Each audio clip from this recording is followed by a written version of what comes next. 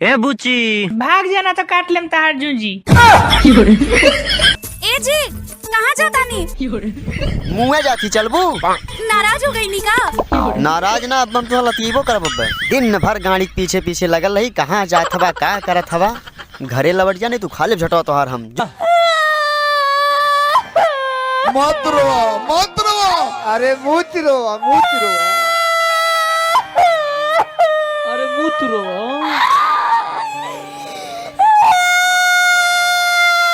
मत रोवा, हम कहता नहीं मत रोवा। आवाज बाज जाई, मत रो। तोरा बहिन का अंडरवियर पहिरा। क्या बात में बोल। रोवा मत।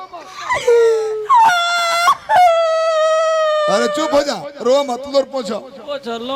लोर पोछ ला। तरह का हृदय समानी ले। हम जे रोवा बुनू तो हमरो लोर चल ले बावना से दुनिया की। रोया मत। हम जे रोवालू तो लोरे ना बिगो ना टीचर बिग दे। अरे काहे रोत हो? अरे लागो तो कोनो ले ले बा का हो। मोबाइल ले ले बा। कौन सेट है? एप्पल के। चुप रहा। ए बबुआ कोनो एक मोबाइल ले ले बा। बड़ी महंगा मोबाइल रखे ले नु। एप्पल के रख ले। बोला का भइल रास्ता में बोल। कोनो ले ले बा मोबाइल बा। तो कोनो कोइलसिया। कोनो बातो चित ना कोइलस। कोनो धइले रहला। कुछ दुखाता। तोर मैदान लगल बा। काहे रो तर बोल। अरे दिनों के रोला बड़ू का। कोनो कुकुर घर ला रहला। कोनो मिसलस ये नानू। कोनो कान मिसला सो।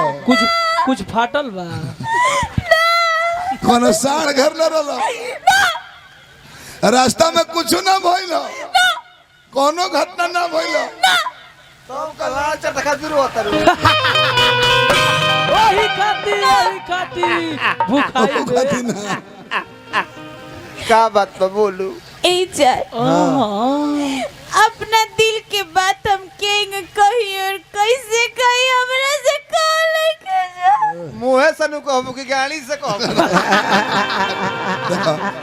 ए हमार मम्मी पापा हमार जबरदस्ती शादी सेट करा देले बड़े। लड़का से ना भैंसा से। बोलू बढ़िया।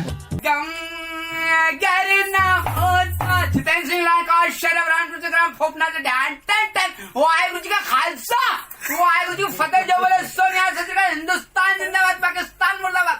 तेरा गम अगर ना होता हो, तेरा गम अगर ना होता तो शराब में न पीता। दोस्तों से प्यार करते हैं।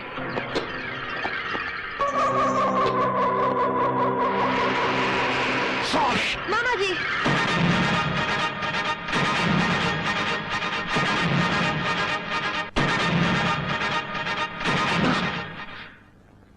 आपका ये डंडा झंडा लहराने के काम आएगा।